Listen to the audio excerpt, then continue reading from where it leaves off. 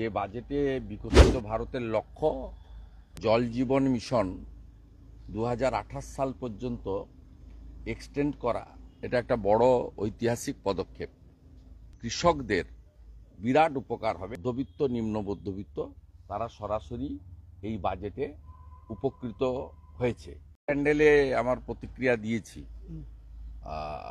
এই বাজেট মানে অত্যন্ত একটি পপুলার বাজেট হয়েছে, যে বাজেটে বিকশিত ভারতের লক্ষ্য এবং দেশকে বিশ্বের অর্থনৈতিক শক্তিশালী দেশ হিসেবে পরিণত করার সাথে সাথে যেটা দিয়ে মাননীয় অর্থমন্ত্রী শুরু করেছেন, যে এই বাজেট গরিব, যুবক, অন্নদাতা কৃষক এবং নারীদের উদ্দেশ্যে উৎসর্গ করেছেন।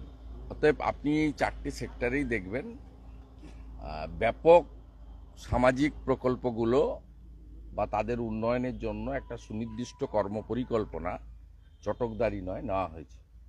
আমি বিশেষ করে আমি একজন জনপ্রতিনিধি এবং আমি গ্রাসরুটে কাজও করি, সাধারণ মানুষের সঙ্গে প্রত্যক্ষ যোগাযোগ আছে। কতগুলো ভালো জিনিস, যেমন যে সমস্ত সামাজিক প্রকল্প ভারত সরকারের চলছে সেগুলো চালু রেখে জল জীবন মিশন 2028 সাল পর্যন্ত এক্সটেন্ড করা, এটা একটা বড় ঐতিহাসিক পদক্ষেপ।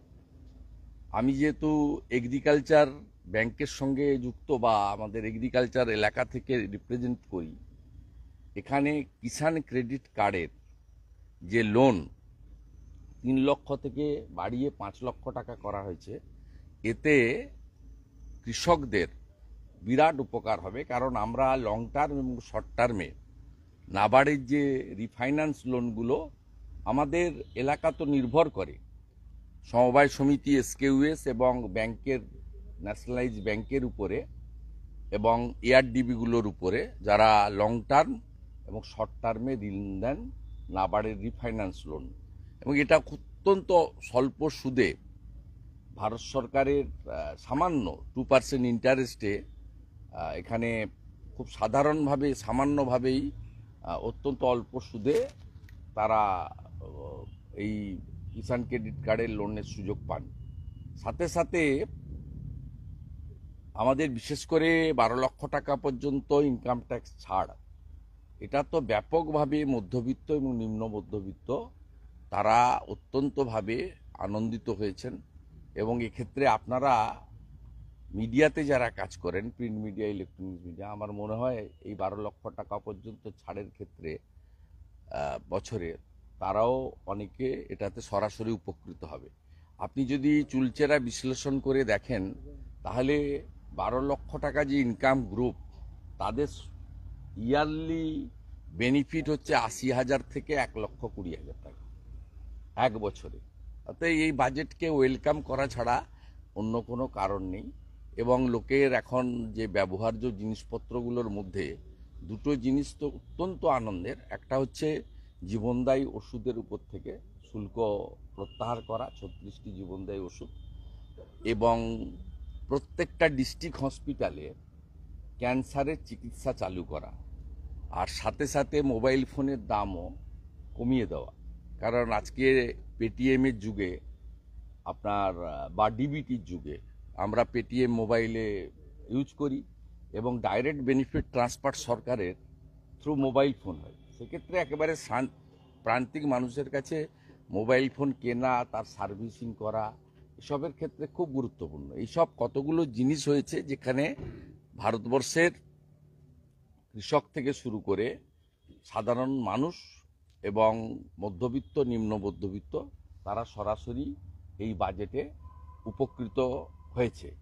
এবারে পশ্চিমবঙ্গের ক্ষেত্রে যদি আপনি বলেন, তাহলে আলাদা করে পশ্চিমবঙ্গের আপনারা, আমি দেখছিলাম মাননীয় অমিত মিত্র, যাকে হাতি পুষছেন মুখ্যমন্ত্রীর এত উপদেষ্টা, ওনাকে নাকি অর্থনৈতিক উপদেষ্টা রেখে ক্যাবিনেটের মর্যাদা দিয়েছেন এবং তার জন্য লক্ষ লক্ষ টাকা মাসে আমাদের ট্যাক্সের টাকা বা ঋণ নেওয়ার টাকা দিতে হচ্ছে। তিনি তৃণমূলের হয়ে বক্তব্য যে রেখেছেন, তাতে জিএসটি টিএসটি বলেছেন, বলার তো কিছু নেই।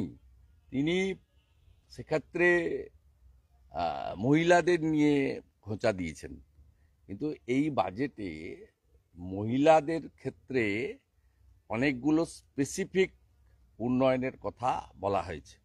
1 নম্বর হচ্ছে 1 কোটির বেশি গর্ভবতী মহিলাদের বিশেষ বেনিফিটের কথা বলা হয়েছে এবং 70% মহিলাকে স্বনির্ভর বা কর্মসংস্থানের লক্ষ্যে এসএইচজি গ্রুপ সহ আমাদের লাখপতি দিদি সহ নানা কর্মসূচিতে তাদেরকে সেলফ এমপ্লয়মেন্টের বিষয়ে স্পেসিফিক বলা হয়েছে।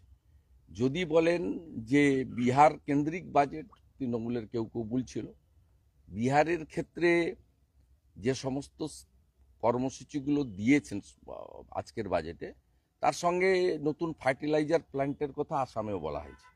এখানে সমস্যাটা হচ্ছে যে আপনি বিহারে 4টে নতুন এয়ারপোর্টের কথা বলা হয়েছে, তা আপনাকে কলকাতায় এয়ারপোর্টের জন্য নতুন এয়ারপোর্টের জমি চাওয়া হয়েছিল, আপনারা সরাসরি লিখিতভাবে মুখ্যমন্ত্রী না বলে দিয়েছেন। জ্যোতিরাদিত্য সিন্ধিয়া যখন মুখ্যমন্ত্রী ছিলেন, ভাঙড় এলাকাতে আরেকটি নতুন এয়ারপোর্টের জন্য আপনাকে বাগডোগরা এক্সপেনশনের জমি চাওয়া হয়েছে, আপনি না বলে দিয়েছেন। আপনাকে কলাইকুণ্ডা মিলিটারি এয়ারপোর্টকে কমার্শিয়াল এবং ডোমেস্টিক এয়ারপোর্ট হিসেবে চালু করার জন্য প্রপোজাল দিয়ে 25 একর জমি চাওয়া হয়েছে, আপনি দেননি। আপনাকে হাসিমারা এয়ারপোর্টকে পাবলিককে, জনগণকে ইউজ করার জন্য কমার্শিয়াল ফ্লাইট, ডোমেস্টিক ফ্লাইটের জন্য 37 একর জমি চাওয়া হয়েছে, আপনি দেননি। আপনি 61টা রেল প্রজেক্টে আপনি অ্যাডিকুয়েট ল্যান্ড আপনি প্রোভাইড করেননি। তো স্বাভাবিকভাবে যে সমস্ত স্টেট গভর্নমেন্ট আসাম জায়গা দিয়েছে, তাই ওখানে নতুন একটি ফার্টিলাইজার বড় ইউনিট হচ্ছে। Eastern reason, north eastern reason সরাসরি কৃষকরা উপকৃত হবে। ফার্টিলাইজারেও প্রচুর সাবসিডির কথা ঘোষণা করা হয়েছে। সাথে সাথে বিহারের ক্ষেত্রেও অনেকগুলি জমি তারা প্রোভাইড করেছেন, কেন্দ্রীয় সরকারের সঙ্গে কাঁধে কাঁধ মিলিয়ে বলছেন। এবং আপনি এক্ষেত্রে দেখবেন আজকে যে নতুন একটি স্কিম কৃষকদের জন্য দেওয়া হয়েছে, আপনার কৃষকদের যে নতুন একটি স্কিম দেওয়া হয়েছে, সেই স্কিমে 100টি জেলা যেখানে প্রপারলি মানে কৃষি উৎপাদন হয় না, বিক্রিও হয় না। আমাদের পশ্চিমবঙ্গের তো কমপ্লিটলি যেটাকে আপনার পশ্চিমাঞ্চল বলা হয়, পশ্চিম বর্ধমান থেকে শুরু করে বীরভূমের একটা বড় অংশ থেকে শুরু করে বাঁকুড়া, পুরুলিয়া, ঝাড়গ্রাম, পশ্চিম মেদিনীপুরের একটা অংশ এদিকে, এবং নর্থ বেঙ্গলেরও কিছু কিছু জায়গা আছে, আপনার আলিপুরদুয়ার দিকটা বা কালিম্পংয়ের দিকটা, সেই সব জায়গার ক্ষেত্রে এই স্কিমে 1,70,00,000 কৃষককে সরকার পূর্ণ দায়িত্ব নিতে চাইছেন এই 100টি জেলাতে। আপনি দেখবেন যেহেতু এই স্কিমটা আয়ুষ্মান ভারতের মতো, প্রধানমন্ত্রী ফসল বীমা যোজনার মতো, প্রধানমন্ত্রী আবাস যোজনার মতো, সেক্ষেত্রে বিশ্বকর্মা যোজনার মতো, পশ্চিমবঙ্গ সরকার তার স্বভাবসিদ্ধ ভঙ্গিতে এই স্কিমে তারা অন্তর্ভুক্ত হবে না, যেহেতু ভারত সরকার বা প্রধানমন্ত্রীর এক্ষেত্রে একটা বড় কন্ট্রিবিউশন বা রোল থাকবে, ক্রেডিট সেন্ট্রাল গভর্নমেন্টে চলে যাবে। তাই এদের যে এই নেগেটিভ অ্যাটিচিউড, নেগেটিভ অ্যাক্টিভিটিস, তার জন্য এই সমস্যাটা পশ্চিমবঙ্গের মানুষ ফেস করছে। এবং সিনিয়র সিটিজেনদের যে টিডিএস 50,000-এর জায়গায় 1,00,000 টাকা পর্যন্ত ছাড়, এবং তাদের যে মান্থলি ইনকাম স্কিমে আপনার যে ব্যাপকভাবে মানে সুদের ক্ষেত্রেও বিরাট একটা সুযোগ দেওয়া হয়েছে, এক্ষেত্রে একটা বড় সুযোগ আপনার তারা পাবে। এটা খুব অ্যাপ্রিসিয়েট করার মতো বাজেট। পশ্চিমবঙ্গের বিভিন্ন কেন্দ্রীয় দপ্তর, কেন্দ্রীয় প্রতিষ্ঠান এবং রেলের যে চালু প্রজেক্টগুলো আছে, মেট্রো রেল সহ, তার পর্যাপ্ত বাজেটারি অ্যালটমেন্ট হয়েছে। স্পেসিফিক আপনারা 1-2 দিনের মধ্যে পেয়ে যাবেন, আপনারাও পেয়ে যাবেন, মিডিয়া আমরাও প্রোভাইড করে দেবো, বা আপনারাও অন্য সোর্সে ভারত সরকার থেকে তো ওটা পাবলিক ডোমেনে আনবে।